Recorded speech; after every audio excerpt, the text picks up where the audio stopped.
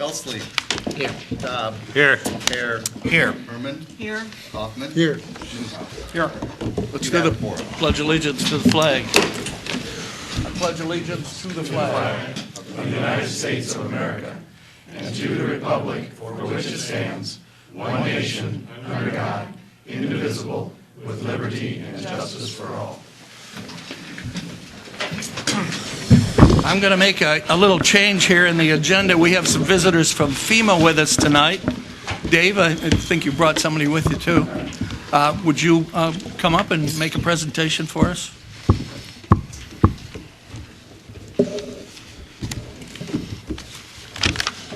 Thank you, Mayor and Council. I'm here tonight. Again, my name is Dave Stufflick, and I put a business card there. And Deanna Fraser's here. She's our Public Information Officer. And our duty tonight is to kind of let you know why we're in your town. And basically, hopefully we can offer some answers to questions that you may have regarding the residents that were affected by the tornado. I understand that it was relatively few compared to the other places, but even any number, it's a disaster. And so what we'd like to do is just give you a little bit of information. With the assistance of the mayor of East Peoria and the consent of your mayor, we're going to hold a meeting on Friday night at 6:30 in the Festival of Lights building. And it'll be there to have the survivors come, get information about FEMA programs, and hopefully register any of them that may come that haven't registered yet. The last day to register for, this will be at 6:30 in the evening. The last day to register is January 27th.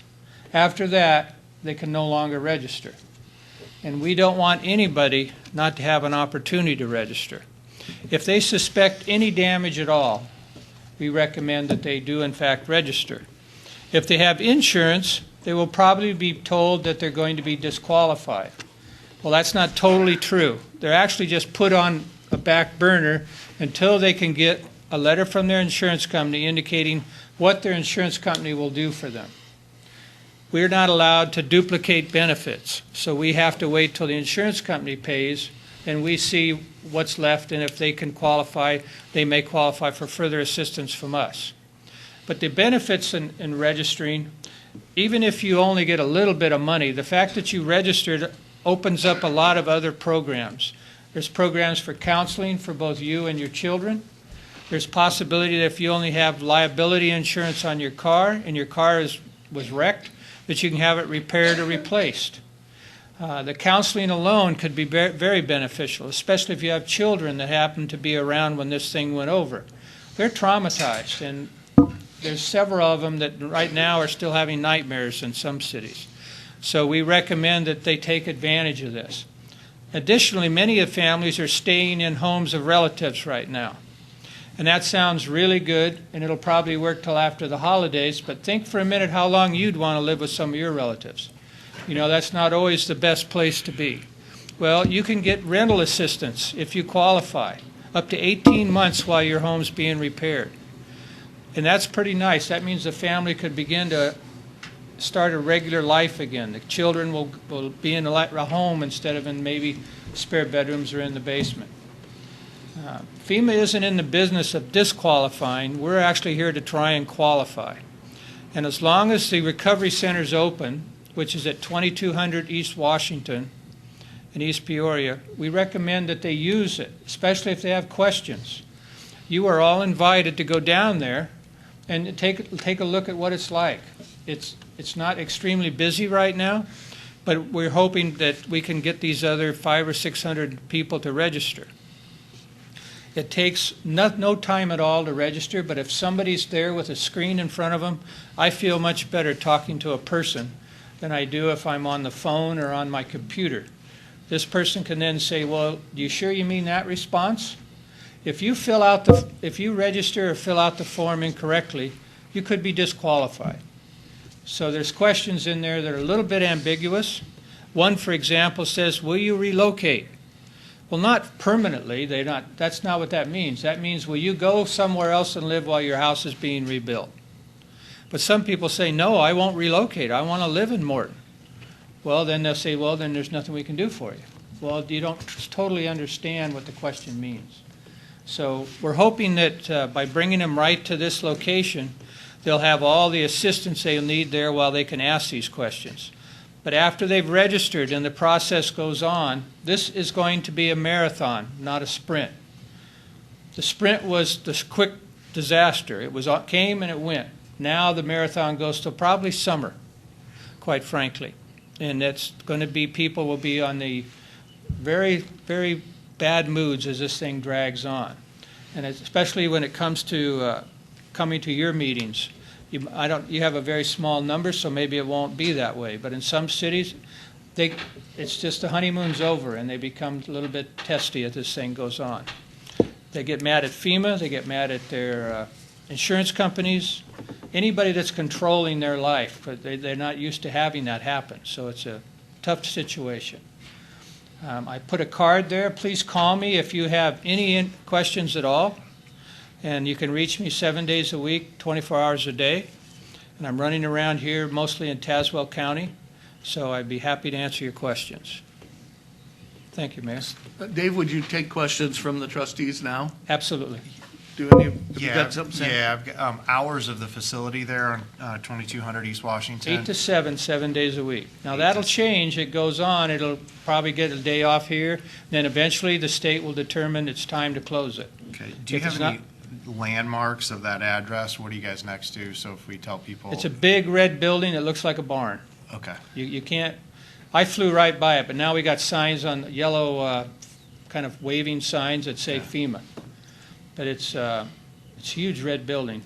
The Festival of Lights building? Yeah, is that the Festival of Lights, but I want to make sure. Okay. And then are you only dealing with people in Tazewell County then at that facility? Or No, it could be anywhere. Okay.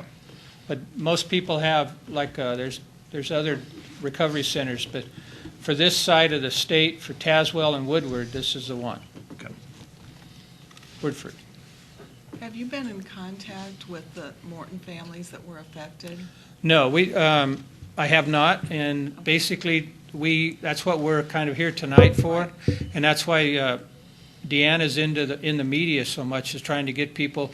It's kind of their job to come and make the request. If they have questions, then we direct them to the recovery center. But again, if they come to you, then you come to me, and I'll get the answer, give it to you to give to them. So we want to make sure that our Morton families are notified. Of the meeting, yes. Yes. And Craig, or either Craig, or you've been in contact, I suppose, some of you, with the specific. I know that Would you be able to- several people okay. have been in contact with Okay. at least some of the people that have been referred to register. Now, whether they have or not, I don't know. But I know that at least some of the families were made aware that that was something that they should do. Okay, good. That's what I'm wanting to make sure that the families in Morton are aware of that, and maybe we should put it on our website? We are. Yeah, We okay. will be. Okay. The really important thing is not to have them become concerned if they're disqualified because of insurance. They need to they should call their insurance first, us second. And they need to make sure that they get their insurance to give them something that indicates how much relief they're going to get or how much assistance from the insurance company. Once they register with us, other than it's very inconvenient for them, it won't matter if it takes 2 months. I mean, hopefully it wouldn't, but if it takes 2 months to get something from them, you're still registered with us. That'll be closed down there, but they can still work through the computer or the phone to get the assistance. Does that make sense? Mm-hmm. So the big thing is get registered, then start become a squeaky wheel with your insurance company. Okay. Thank you. Okay? Any other questions? Thanks, Thank Dave. you, Mayor. Appreciate it. We have no public hearings tonight, but in response to previous public hearings and with a lot of work from the trustees and staff, a lot of input from them, Craig Loudermilk has been able to work with the consultants and has come up with a revised plan for the plaza. And I will turn the meeting over to you, Craig. Thank you, Mr. Mayor. Before you tonight, we have a presentation on the proposed downtown plaza by Bruce Brown from Farnsworth Group. And just a summary of how we got to tonight, on August 19th of this year, I was given the task by the mayor and the board to bring forward a revised plan that met the conditions as set forth in ordinance 13-11, which was passed in August. Three of those conditions were a project that will fit on the current property owned by the village, a project that will be designed and I'm not leaving, I'm just. Okay. A project that will be designed and constructed under $2 million, and a project that will have an acceptable amount of maintenance. With that, I'd like to introduce Bruce Brown to present the plan. Thank you, Craig. Does anybody else want to rearrange? We're going to show you a little animation here in plans. We want everybody to be comfortable. This won't last but 10, 15 minutes tops, but we want you to be comfortable. Everybody good? All right. Well, the Farnsworth Group is glad to be back working on the plaza one more time. I think we've got something here that we're all pretty excited about, and this project, I think, has landed in a great spot. And so we'd like to run you through what we're doing tonight. I'm going to use a pointer. If you need me to stop and go back to anything, just let us know what we're going to do. So we're all oriented. This is Main Street. This is Washington Street over here, and First Street in behind us. As Craig stated, the plaza, which is this space right here, is now located in the current green space that you have downtown. We are inside curb to curb, so there is no street work needed at this time, and really no curb work unless you want to do some maintenance to some curbs. So we've started everything behind the curb. Compared to the original plan that we did, we have kept all the elements. We've just simply resized, we've rearranged them, and we took the good and the bad and made it work, I think, a little bit better. You know, some of the concerns that we heard with the original plan was that the memorial, which right now is right here in the middle, and the plaza were a little too tight with each other, and people didn't like that interaction. So in this particular plan, we've separated the plaza in the middle with the memorial in the back, with a smaller non-interactive water feature that separates the two right in here. We still have our shade seating up here in the front. We have our grand entry coming off Main Street. We come back here to the restroom building on this side with a utility building. The memorial is right here in the center. If you were to put a cross access across this lot, our memorial is right there in the middle. But you can walk completely around this, and we'll show you a 3D so it's easier to understand without actually going into the memorial if you don't want to. Our play area is here in the back, and we have that geared for 2 age groups, 2 to 5 and 6 to 12. And then we have the ability for some open green space along this side over here. And what we took out from the original design, if you recall, we had an entertainment stage here in the back. We've made that more of a portable type system, so we could close Washington Street. We could set up a portable stage here, and we could easily seat 150 to 200 people in this green space right here in lawn chairs if we chose to. So all the elements are intact. Jacob, if we could have the next scene, please. So we're just going to kind of go through these a little bit.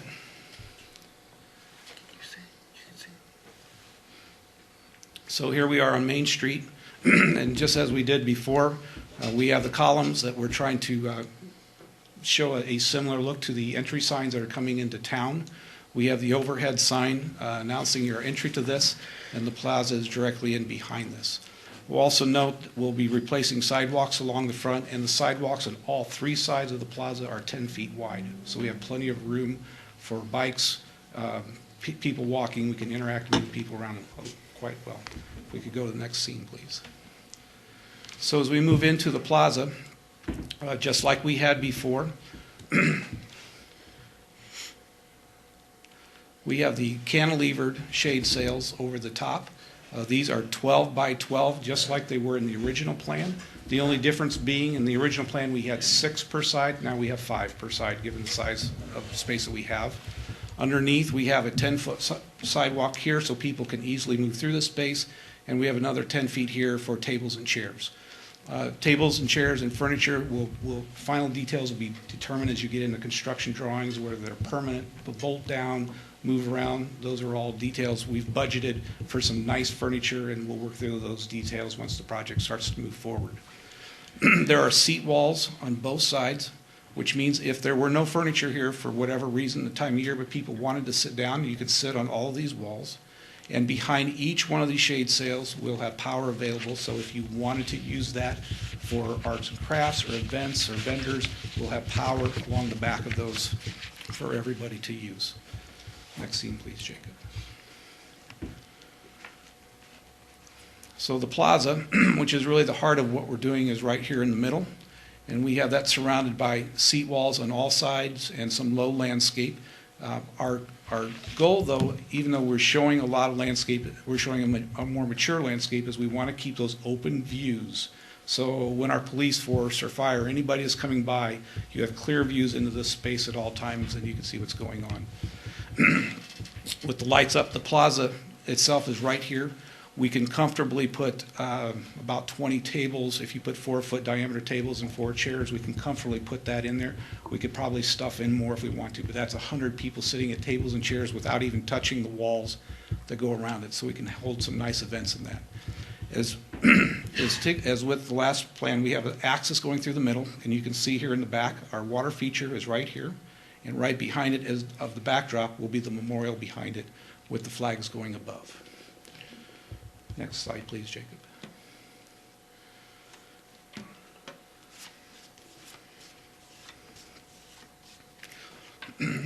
We took the water feature, which in the previous plan was an interactive water feature.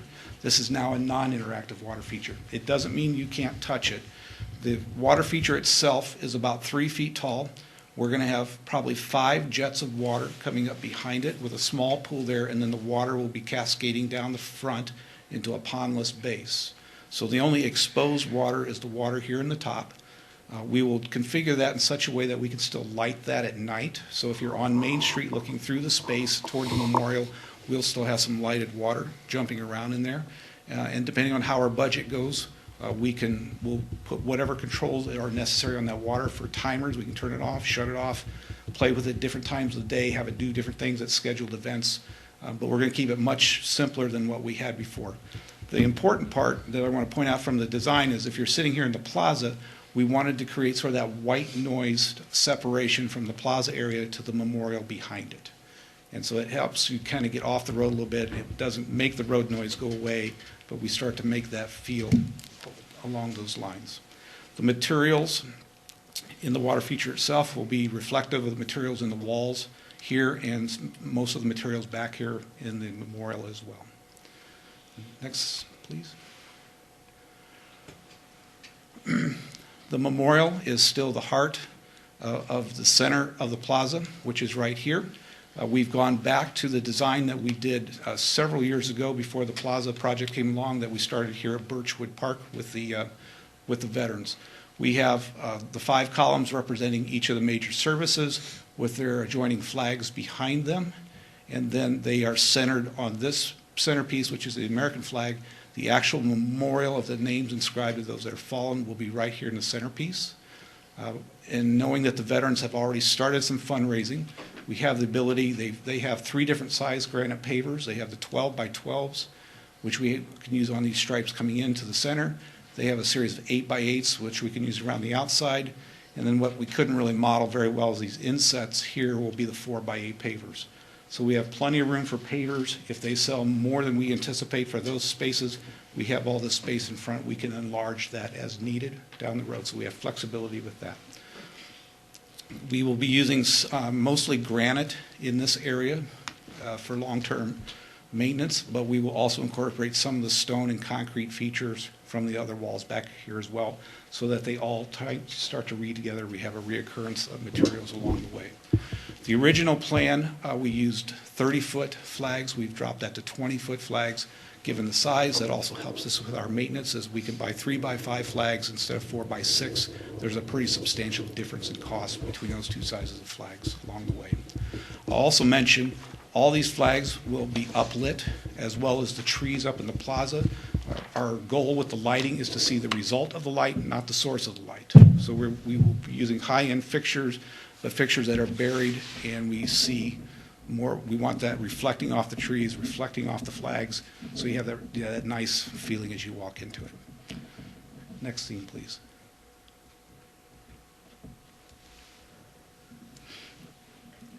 So we're going to come over sort of the the nuts and bolts side of what needs to happen. This will be our restroom building, so we'll have a men's and a women's. We'll also incorporate a water fountain into this area, and it's just adjacent to our play area, so Junior doesn't have to go very far if he's there at the play area. Right next to it, in our bid, we'll have a 20 by 20 utility building. That's where we'll bring water, power, all of our utility services in, so they're under lock and key and not out in the public where people can play with them. Our pumps and things related to the water fountain will be back there as well as we'll have a garage door on the First Street side, so there's an easy way to get in and out with equipment along the way for servicing walks. All the walkways here are either 8 or 10 feet wide, so a small gator or small utility vehicle can get into the plaza easily to service or do whatever needs to be done for maintenance along the way. Next slide, please.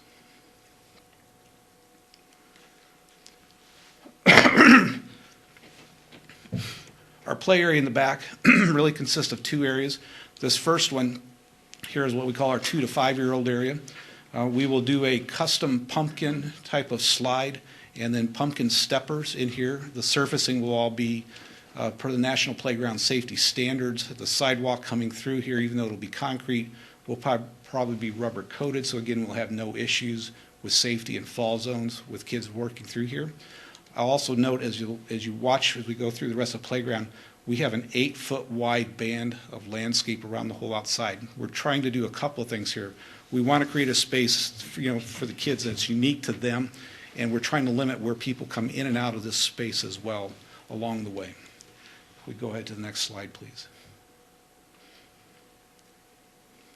So then we have our 2 to 5s playing over here. On this side, we will have a series. We use these, if you're ever over at Glen Oak School in Peoria, we did this a number of years ago. Peoria prides itself on a great basketball town, which they are. But we built these, they're fiberglass rocks. They look like rocks, and they're 6, 7 feet tall, and then there's some that are smaller. And we can't keep the kids off of them. You go down there, and half of them are playing basketball, and the other half are on these things climbing and just having a blast. So what we're going to do here on the far side, we'll do a cluster of boulders over there that 2 to 5 or 6 to 12 can play on together. On this side, we'll do a cluster of boulders and rope climbers that are geared more toward the 6 to 12 age group. And then in between, which is a little hard to see, we have what they call a cattail swing, which is literally a pole with a moving base on it. You can get up and whip yourself around and get worked up pretty good doing that. If budget allows, in the centerpiece here, what we like to do is we like to put adults in a position where they're kind of located between the 2 to 5 and the 6 to 12. We just find that works a little bit better and everybody stays a little bit more calmer and in control. So we'll be doing some seating and benching in here, and if budget allows, we'll also take part of this as a concrete wall and we'll create what we call a chalk wall. And basically it's just a piece of concrete with angled front, and they can chalk it up and draw whatever they want, and the rain comes along, cleans it off, or you power wash it, and you get to start all over again. And we've done that in a couple places, and it's been extremely popular, especially with the younger kids, drawing and playing with colors and things outside. Next slide, please. So as you can see, we have this great big 8-foot wide landscape band coming all the way around the play area that gives it good separation.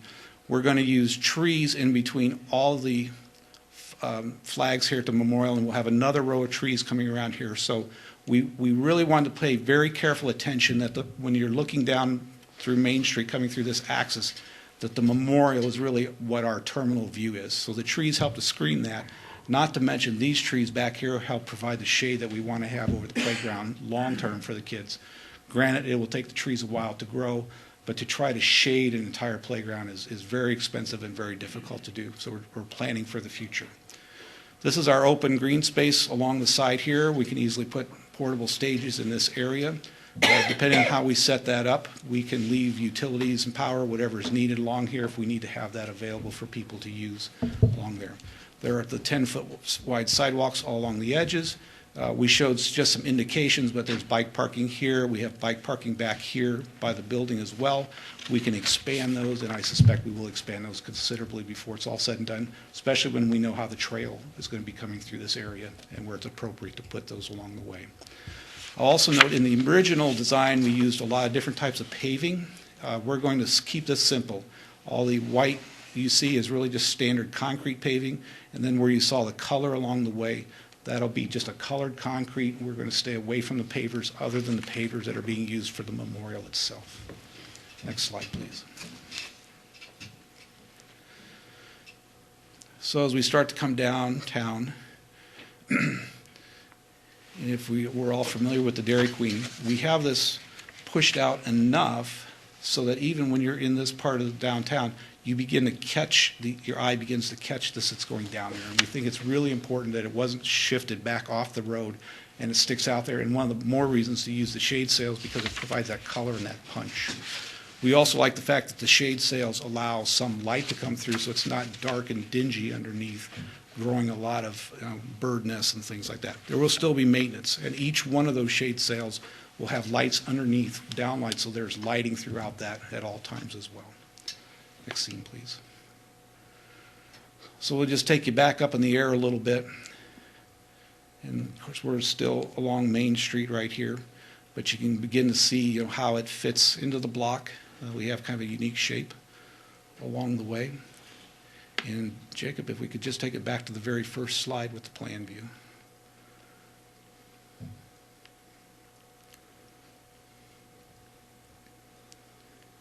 I'll also note in this design, this landscape bed here in the back, we have an ornamental fence buried in that, so there's not the ability for anybody to exit into First Street. You have to come out the sides along the way. We will, right now our model just shows the fence coming along the back. We may actually wrap that around the sides depending on how the final design goes along the way. Just to keep everybody oriented, our restroom building is here. Our utility building is here with a driveway and access along the back. So we have, if you're like me coming from over by the Catholic Church, you can come down, cut across Angular, and I can get over to the Dairy Queen pretty easy without having to go completely around it. So we've tried to keep things short and sweet. I think you're going to find a lot of people walking this, so I suspect you're going to need dog stations. We're not going to put, at least at this time, we're not programming to put water fountains all over the place. We'll put them on the buildings where they're easily to take care of, and we don't have people attacking them and doing all kinds of crazy things with them along the way. Again, we'll point out we do have just the special paving here at the plaza and the special paving that will go in and around the memorial, and then the water feature is right here tucked back. So we have the plaza, again, really separated from the memorial. So that's where our design currently resides. We appreciate your time and consideration.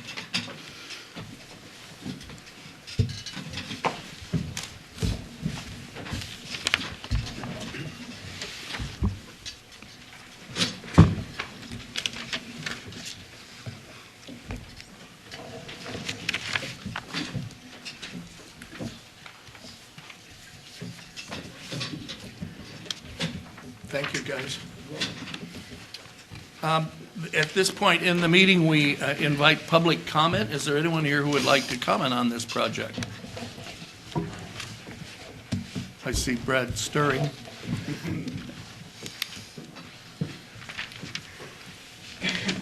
Good evening. My name is Brad Breaker. I live at 34 Diamond Point here in Morton. I am speaking this evening as president of the board for the Morton Economic Development Council. Our Downtown Development Committee has reviewed and approved the final design and budget for the Downtown Plaza project, as did the EDC Board of Directors. We endorse this plan and would encourage you to vote in favor of moving forward with this. Our thanks to the mayor and the trustees for this initiative. Thank you for your time and attention this evening and for your support for our plaza downtown. Would anyone else like to speak? We're going to go on to the consent agenda. Is there anyone in the audience who would like to pull something from the consent agenda? On the agenda tonight are the minutes and the bills. Would any of the trustees like to pull any of the bills? Could I then have a motion to approve the consent agenda? So moved, Your Honor. Jeff? Second. Second, Randy. Call the roll. Elsley? Yes. Dodd? Yes. Fair? Yes. Herman? Yes. Kaufman? Yes. Newhouse? Yes. I think it's time to consider the ordinance that will modify the original ordinance to build the plaza. As you've heard, a lot of energy's gone into building the plaza. People think that the trustees and I have fussed a bit at each other about this, but I can assure you that the compromises were made very smoothly. Everybody got to get their piece in. There was never any acrimony at all. Bruce has done a wonderful job of fitting what everybody would like into a much smaller space, and yet it's going to be a very nice facility. I think most important, everybody looked real hard at what the maintenance was going to be on this equipment, and modifications were made accordingly. Having said that, I would entertain a motion to consider. Your Honor, I move we approve. Second? Second by Ginger. Would you like to make any remarks? End of the vote, may I please? Okay. Jeff, would you like to say anything? No. Excuse me, Trustee Kaufman, would you like to say anything? Trustee I'm fine Herman, with would it. you like to say something? I just like to say that you, as you pointed out, there was a lot of compromise involved. And I think that the concept that we have in front of us, the scale, is very appropriate for that piece of property. And I also think that what Bruce has done, which is very impressive and very excited about, is very reflective of what we heard as a general theme at our town hall meeting. So I'm very, very grateful that we got to this point. I agree. Thank you. Trustee Hare. Nope, I'm good. Trustee Dobb. I'm fine. Trustee Belsley. I would just echo similar comments that Ginger and you, Mayor, shared. I think the plan is excellent. I know a lot of hard work went into it. I appreciate all the effort by Bruce and Craig and the EDC. And I know we started out with a larger plan. I think the first chance that our first blush that we looked at this. And I really think a lot of hard work went into this that resulted in this truly is I just think the best planned, and I like the size of it. I like the location. It's just the right plan at the right site at the right location or the right size. So I think it's an excellent job. Kudos to all those involved, and I think we can all look forward to its completion someday soon. And I guess with that, this is out of line maybe now with the vote, but is there an opportunity maybe to get any update from the EDC on the fundraising portion of this? I will address that Is that at later the end of the vote, if I may, Okay, please. thank you, and that's all. Would anyone like to say anything else? Call it, please. Cobb? Yes. Hare? Yes. Herman? Yes. Kaufman? Yes. Newhouse? Yes. Belsley? Yes. Okay, with a yes vote, Your Honor, I feel comfortable in saying, and we can get amplification here from staff if need be, but this will now move into the fundraising phase for which the Morton Economic Development Council will take on responsibility, will run the campaign in partnership with the Morton Community Foundation. A fund has already been established. There's some funds that have already come in, as we all may recall. And so that will proceed beginning immediately. And if anybody needs more details, Jennifer Daly is here and can perhaps answer questions. And if not, I have just one other thing. Any questions? Okay, I just want to express thanks to all of the people who served on the various committees from the community, all the families who gave input, the businesses who participated early on, chamber members, Downtown Development Committee members, the MEDC board, and all of and my fellow trustees and the mayor. Everybody has had a hand in this, and something that I think should make us all feel very good about. So thank you, Your Honor. Any other comments? Village clerk. Nothing tonight, Your Honor. Village administrator. The first item on my list is the transfer of interfunds. So I'm asking tonight approval to transfer $473,000 from the general fund, $106,000 from the water and wastewater depreciation fund, and $10,000 from the stormwater fund to the capital projects fund. So moved, Your Honor. Second. Sam.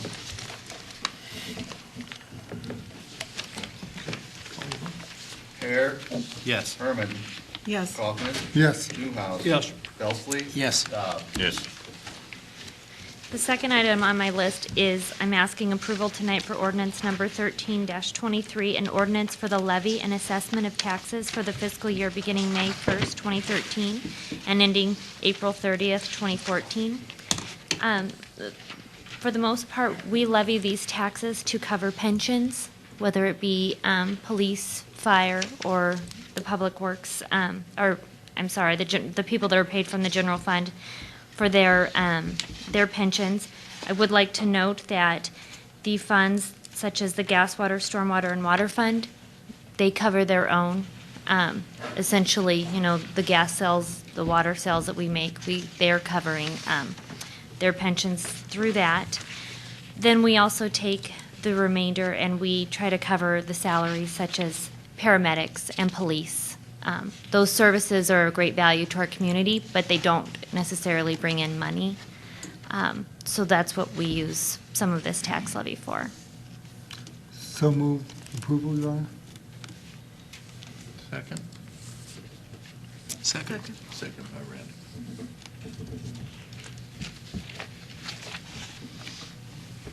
Call it. Herman. Yes. Kaufman. Yes. Newhouse. Yes. Belsley. Yes. Dobbs. Yes. Hare. Yes. Does the chief of police have anything tonight? No, not tonight, Your Honor. Corporate counsel? Nothing tonight, Your Honor. No phone calls? No phone calls. His wife is due tomorrow, so we let him keep his phone on. Director of Fire and Emergency Services? Nothing tonight, Your Honor. Director of Public Works? One item tonight, Your Honor. In your packets is the Public Works recap for the month of November. Planning and Zoning? Nothing tonight, Your Honor. Trustee Belsley? Nothing this evening, Your Honor. Trustee Dobbs? Nothing this evening. Trustee Hare? Nothing tonight, Your Honor. Trustee Herman? Nothing tonight, Your Honor. Trustee Kaufman? Nothing tonight. Trustee Newhouse? One item, Your Honor, from the meeting just prior to this one, the Plan Commission meeting, which meets tonight because of the Christmas holiday impact on the meeting dates. Before us is an ordinance for the rezoning of certain property in Fieldstone subdivision. This was the revision that we made in the ordinance some months ago to provide for the narrower, deeper lots, change the configuration. It's kind of interesting because at the Illinois Municipal League meeting that Trustee Herman and I attended in October, one of the discussions and one of the programs is about the timeliness of changing these lot configurations to suit changing market conditions. We are apparently in the vanguard of recognizing this need. So it's relevant. It's something that's being addressed broadly. The ordinance is already in place to allow it, and this simply allows us to execute the ordinance. So I move approval of the rezoning from R1 and R2 to R1A. Do I have a second? Second by Kaufman. Any questions? Call it, please. Kaufman. Yes. Newhouse. Yes. Belsley. Yes. Dobbs. Yes. Hare. Yes. Herman. Yes. Before I ask for a motion to adjourn, the trustees and I'm sure, all want to wish the whole village, everybody in the village, a very Merry Christmas, and we'll see you next year. Any comments from the trustees? I'll second that. Second. Be safe. Merry Christmas to all. Merry Christmas. And all May I a have a good night. motion to adjourn? So moved, Your Honor. Second.